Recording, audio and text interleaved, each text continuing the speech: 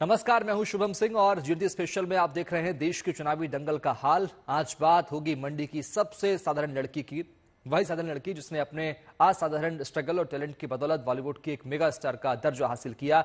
मैं बात कर रहा हूं कंगना रनौत की। इन दिनों कंगना मंडी के चुनावी मैदान में जमकर प्रचार कर रही हैं। प्रचार अभियान के दौरान ही कंगना ने गुड न्यूज टुडे से खास बातचीत की। इस एक्सक्लूसिव इंटरव्यू में कंगना ने सिल्वर स्क्रीन से सियासत तक के अपने सफर की दिलचस्प कहानी सुनाई है और चुनाव के बाद अपने प्लान और एक्शन का खुलासा भी किया है। आप भी सुनिए कंगना की ये बेबाक बातचीत।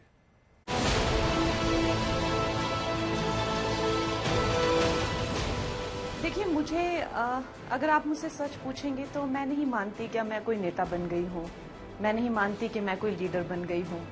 एक भावना कई साल पहले मुझ में जागी कि चाहे वो लोगों के प्रति एक उनको भावनात्मक दृष्टि से देखना, चाहे वो एक छोटे स्तर पे फेयरनेस क्रीम की लड़ाई से हो शुरू या महिला सशक्तिकरण से हो शुरू, और आज वो बात जो है यहाँ आकर पहुंची है। तो जाहिर है कि मेरे लिए अभी नेता बनने के लिए काफ़ी वक्त है और काफ़ी सिचुएशंस आएंगी, लेकिन मैं एक अपने आप को प्रत्याशी के रूप में देखती हूँ। आई थिंक एक प्रत्याशी कहना मुझे अभी एक सही बात होगी, लेकिन नेता तो नहीं कह सकते।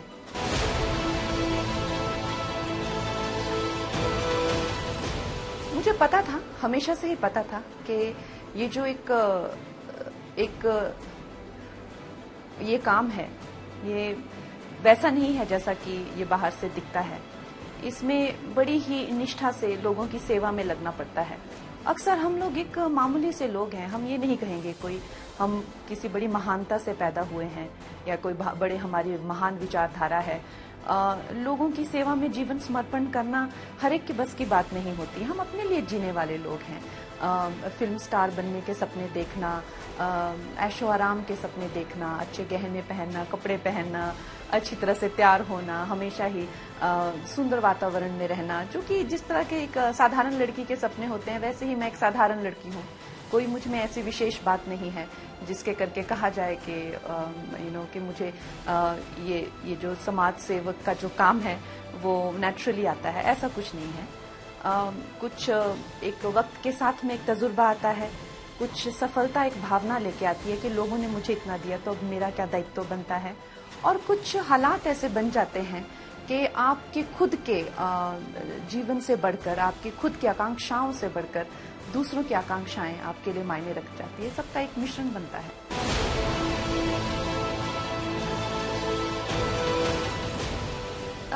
रियल लाइफ हमारी जो जिंदगी है, जो हमारी शुक्र की जो इंडस्ट्री है, फिल्म इंडस्ट्री, जिसको शुक्र की इंडस्ट्री कहते हैं, वो पूरा ग्लैमर है, पूरी एक मेक बिलीव वर्ल्ड है। एक सेट होता है, एक बबल बनाया होता है, वो एसी में अपनी जो है किरदार निभाते रहते हैं। उसको आप इस दुनिया से नहीं, यहाँ एक इसको गुरु की इसको से तो यहाँ पे एक अलग भावना, एक अलग भावना के साथ आपको लोगों की सेवा में लगना पड़ता है। वो एक अलग दुनिया है, ये एक अलग दुनिया है। दोनों का कोई, जैसे मैंने कहा कि एक दूसरे के ऑपोजिट ये दुनिया है।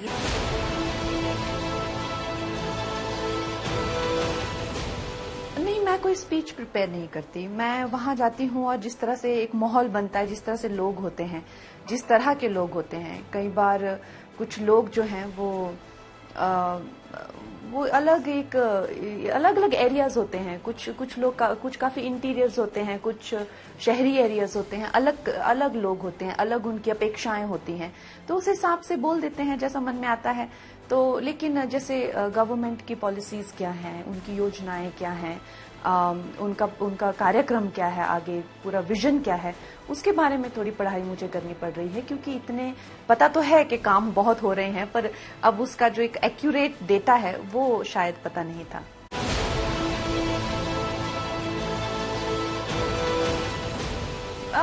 मेरा तो मुद्दा एक बिल्कुल साधारण सा है कि ये लोकसभा के चुनाव हैं, हमारे प्रधानमंत्री जी के लिए चुनाव है, मैं उनकी प्रत्याशी हूँ, तो मुझे मिलने वाला वोट उनको जाएगा। तो हम उन्हीं की ही जो है मैसेज लेके दुनिया के सामने आ रहे हैं और उन्हीं को प्रेरित कर रहे हैं अपनी भाषा में या अपने लोकल लैंग्वेज में कि आप चूक ना जाएं कमल के फूल को बटन दबाने से।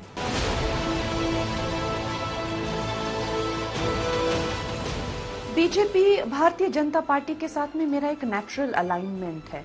एक तो मैं हिंदूवादी सोच से अपना संबंध रखती हूँ और दूसरा एक राइट विंग के हम जो भगवत गीता में जो पूरा संदेश दिया था वो युद्ध लड़ने के लिए दिया था, एक चाटा खाने के लिए नहीं दिया था। वो मेरी एक फंडामेंटल सोच मेरी वो है। बाकी मैं नेता सुभाष चंद्र बोस की मैं बहुत बड़ी फैन हूँ और उसी तरह से तो एक नेचुरल अलाइनमेंट जो है मेरा उनके साथ में हुआ, जिसे देख के मैं भी काफी आश्चर्यचकित थी।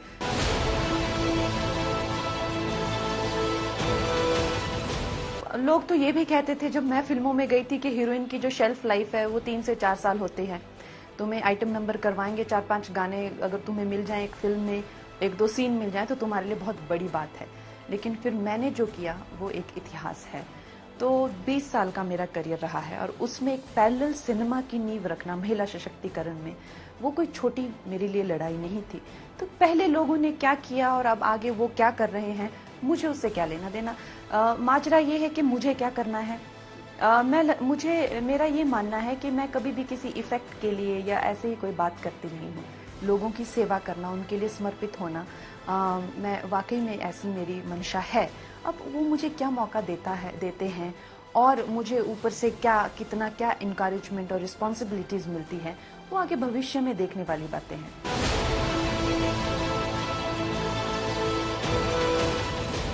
बहुत ही कष्ट होता है, इसमें कोई दो राय नहीं है कि हमारी जो महिलाएं हैं वो इतनी पिछड़ी हुई रह गई हैं, इतनी पीछे रह गई हैं।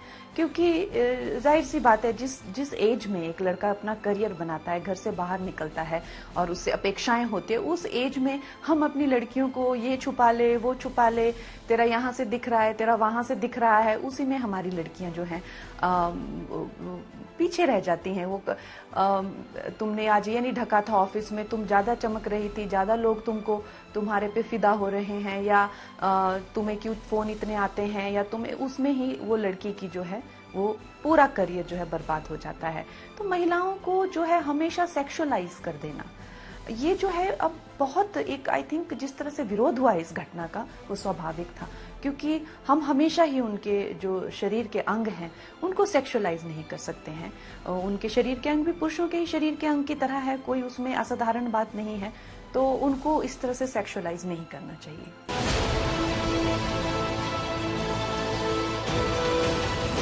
तो अब आप बताइए मैं और इसको किस ढंग से देखूं। अगर वो एक जवान स्त्री को देखते हैं तो उनके अंगों को लेके वो कमेंट करते हैं, और एक जो महिला है जो कि एक सीनियर महिला है 75 ईयर ओल्ड की है, और उनके नाचने से, जो कि क्लासिकल भरतनाट्यम की डांसर है, उनको नचनिया कहते हैं, नाचने वाली, या इस तरह के अपशब्द कहते हैं। तो एक मतलब एक बुजुर्ग महिला को भी वो लोग छोड़ते नहीं हैं। तो वो क्या चाहते हैं कि महिलाएं क्या करें, किस तरह से वो रहें, क्या वो अपनी कब्र खोद के उसमें गड़ जाएं तो ही बेहतर होगा। इस तरह की जो नीच सोच है वो भी एक इतनी सीनियर महिला के लिए, इतनी सीनियर आर्टिस्ट के लिए, जिन्होंने अपना पूरा जीवन जो है वो कला के लिए ही समर्पित कर दिया है। उन्होंने आज तक एक ऐसा दिन नहीं गया होगा जब उन्होंने 3 से 4 घंटे का रियाज नहीं किया होगा। क्या हमारे वेदों में से एक सामवेद नहीं है जिसमें संगीत और नृत्य की कलाओं पे विशेष चर्चा हुई है? तो उनको एक ज्ञानी, एक ऋषि या एक महान व्यक्तित्व की तरह ना देखकर उनको एक नाचने वाली और ऐसे अभद्र टिप्पणी उन पे करने वालों की क्या सोच है वो आपसे छुपी नहीं है। हमें हमेशा ही भीड़ों से बचाया गया है और अभी इस तरह से माहौल बनाया जा रहा है कि एक भीड़ इकट्ठी की जाती है और हमें वहां छोड़ दिया जाता है।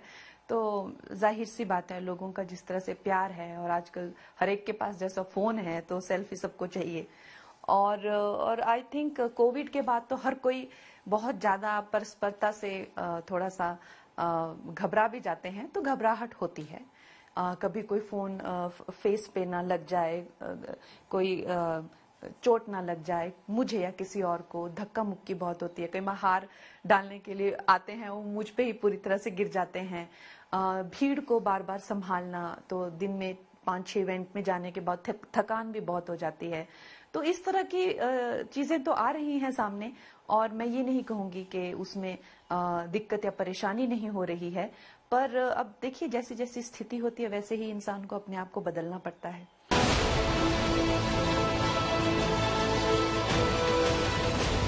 मेरे लिए एक बहुत बड़ी चुनौती है। आज तक मैंने मनमर्जी ही की है और राजनीति में सबसे ज्यादा तो आपको पार्टी के साथ में चलना पड़ता है। उनके एक पूरी पार्टी जो है एक it's like one body one organism, तो उनके साथ में आपको कदम से कदम मिलाकर चलना पड़ता है। तो ये भी एक चुनौती है, क्योंकि मैंने अपनी जिंदगी में, जैसे आपने कहा, कभी अपनी ही की है हमेशा, तो ये भी एक अच्छा अनुभव है। उसमें सबसे बड़ी ये बात होती है कि आज तक मैंने मनमानी इसलिए की थी क्योंकि मुझे कभी लगा नहीं कि मुझे अपने से ज्यादा इंटेलिजेंट लोग जिंदगी में मिले हैं।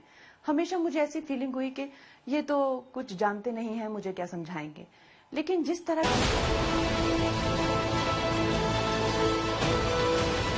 अवस्था में अब मैं हूँ, ऐसे न जाने कितने लोग हैं, खासकर हमारे यशस्वी प्रधानमंत्री जी, जिनको मैं बहुत ही बड़ा प्रेरणा का एक स्रोत मानती हूँ और हर तरीके से मैं समझती हूँ कि वो बहुत ही ज्यादा एक तरह से ईश्वरीय रूप है। उनसे जितना हो सके हमें सीखना चाहिए, जितना हो सके उनकी गाइडेंस के अंडर काम करना चाहिए। तो इस तरह की भावनाएं जो मुझ में हैं, तो मुझे इस तरह की उनको फॉलो करने में, या पार्टी में और भी बहुत ज्यादा वरिष्ठ नेता हैं, कार्यकर्ता हैं, जो बिल्कुल निस्वार्थ भाव से सेवा कर रहे हैं। वो हर तरह से अवश्य ही मुझसे वो बेहतर हैं, मुझसे वो ज्यादा योग्य हैं, तो उनके अंडर, उनके सुपरविजन में काम करने में मुझे कोई आपत्ति नहीं है। आपने करतूतें उनकी जिस तरह से आप बता रहे हैं, और जिस तरह से कोई भी वो स्टैंड नहीं लेते हैं महिलाओं के लिए, तो आप मुझे बताइए उनमें एडमायर करने वाली कौन सी बात है? किस बात को लेके उन्हें एडमायर किया जाए? ये पहले मैं कहूँ कि जैसे थे कांग्रेस में, जैसे शास्त्री जी थे, या बहुत पुरानों की बात मैं कर रही हूँ, कई हद तक कुछ ना कुछ गुण मैं कहूंगी इंदिरा गांधी जी में भी थे। लेकिन अब तो बिल्कुल ही, जिसे कहते हैं, एक शर्मनाक तरीके से काम होता है और कोई भी गुण नहीं है। जैसे चलो ठीक है, उन्होंने कुछ गलत काम किए होंगे, कुछ अच्छे भी किए होंगे, लेकिन अब तो एक तरह से खोखली सी और सिर्फ एक बदमाशों की, घोटालेबाजों की पार्टी जो है इकट्ठी हुई है। तो मुझे तो नहीं लगता, मैं किसी को, मैं रिस्पेक्ट किसी को नहीं देती। मैं कहती हूँ मेरी सारी जायदाद ले लो, लेकिन रिस्पेक्ट मैं तुम्हें नहीं दूंगी। रिस्पेक्ट मैं कुछ ही लोगों को देती हूँ जो डिजर्विंग लोग होते हैं।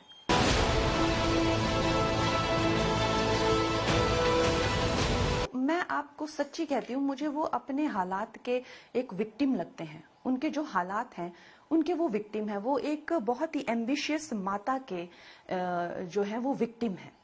वो अपने, मुझे नहीं लगता वो जितना नाकामयाब उन्हें दुनिया में दिखाया गया है या बताने की कोशिश की गई है, इतने नाकामयाब वो हैं। मुझे लगता है उन कुछ और वो जिंदगी में करते।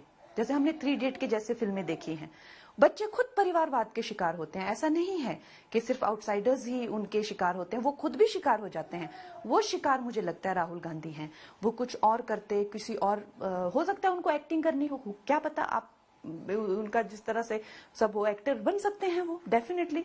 कई, उनकी माता दुनिया की सबसे अमीर स्त्री भी हैं, तो उनके पास धन दौलत की कोई कमी नहीं है। तो शायद वो, जो सुनने में आता है, किसी महिला से प्रेम करते, उनकी शादी भी नहीं हो पाई। जो भी है, जिस तरह से भी सिचुएशंस है, हमने तो देखिए ये उड़ती उड़ती खबरें सुनी है, हमें नहीं पता। लेकिन मुझे नहीं पता वो क्यों उनकी शादी नहीं हुई, क्यों उनका घर नहीं बसा, या किस तरह से उनको एक करियर नहीं उनका कोई बन पा रहा है, या किस तरह से सफलता उनको किसी भी मुकाम में नहीं मिल पा रही है। उनके एक तरह से मुझे अकेले लगते हैं, वो बहुत ज्यादा अकेले लगते हैं। और मुझे लगता है उन पे प्रेशर बहुत डाला जाता है कि तुम ये करो करो करो, तुमसे चाहे ये हो चाहे नहीं हो, पर तुम ये करो। अब ऐसी स्थिति में वो अभी भी, वो 60 के होने वाले हैं, फिर भी उनको यंग करके बार बार लॉन्च करते रहते हैं।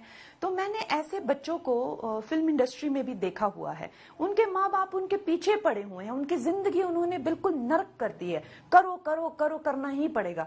अब वो बच्चे जो हैं एकदम से बर्बाद हो चुके हैं, उनकी भी यही स्थिति है। उनको करना चाहिए था और वो सफल हो सकते थे। अभी ये काम उनका नहीं है, ये नहीं हो रहा है उनसे। उनकी माता समझती नहीं है, और वो उनको जो है किसी न किसी तरह, जो हमें लगता है वो जबरदस्ती उनसे कराया जा रहा है। प्रियंका गांधी के बारे में क्या कहना है?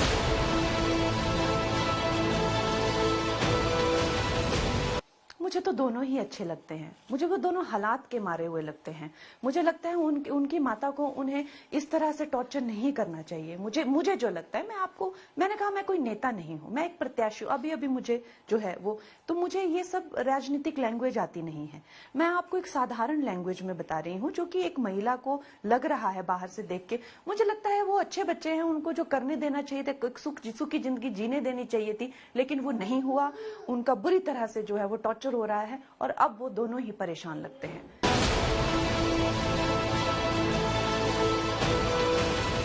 लोगों को टॉर्चर करके ऐसा लगता है कि जैसे एकदम से दोनों को देख के लगता है कि बहुत ही एक तरह से परेशान है। वो दोनों अपनी जिंदगी से परेशान है। ऐसा नहीं लगता है कि वो किसी और अपनी जिंदगी से दोनों परेशान लगते हैं। आई होप कि अभी भी टाइम है और अच्छी कोई उनकी माता उनका अच्छा मार्गदर्शन करे और बच्चों के जो खुद के अपने जो है, जैसा 3 इडियट जैसी फिल्मों में दिखाया जाता है, उनको एक्सेप्ट करे जो उनके खुद की वो है।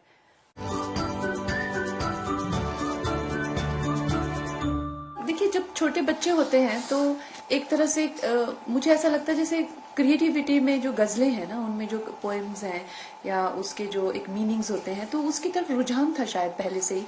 तो एक अलग जैसे शायरी भी हो गई, गालिब की शायरी हो गई कि हजारों ख्वाहिशें ऐसी कि हर ख्वाहिश पे दम निकले, बहुत निकले मेरे अरमा मगर फिर भी कम निकले। तो इस तरह की बहुत सुनती थी, उनमें बहुत आनंद आता था क्योंकि वो क्रिएटिव इंक्लिनेशन थी शायद, इसीलिए हर तरह का जैसे जो भी एक नवरस जो होते हैं उनमें तो इंक्लिनेशन थी, पर वो पता नहीं थी, अनकॉन्शियस सबकॉन्शियस थी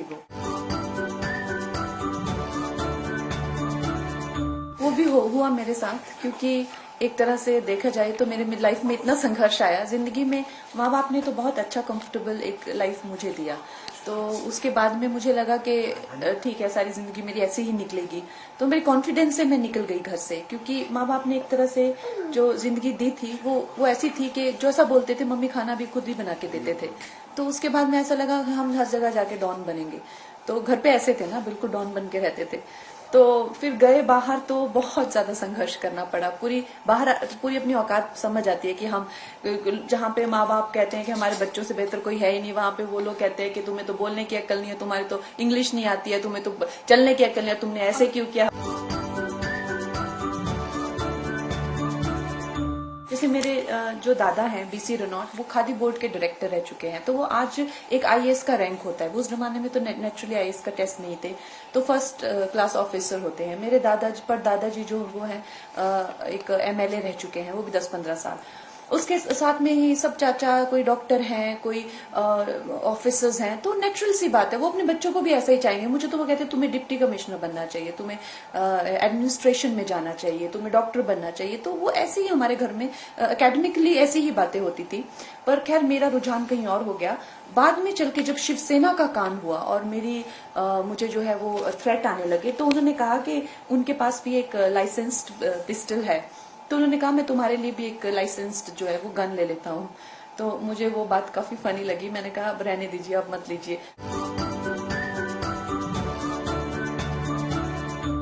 चंदन सा बदन चंचल चितवन, धीरे से तेरा ये मुस्काना। मम्मी तो मेरे को बचपन से ही कहती थी, एक इनका पूरा सा एक कार्ड था इनका, देख अगर तू पीएमटी क्लियर करती है तो तेरे को मैं डेफिनेटली एमबीबीएस लड़का लाके दूंगी, चाहे तू मतलब बस तू पीएमटी क्लियर कर। लेकिन अगर तू सिर्फ एमएससी करती है तो फिर मेजर वगैरह कोई बाद में ही मिलेगा।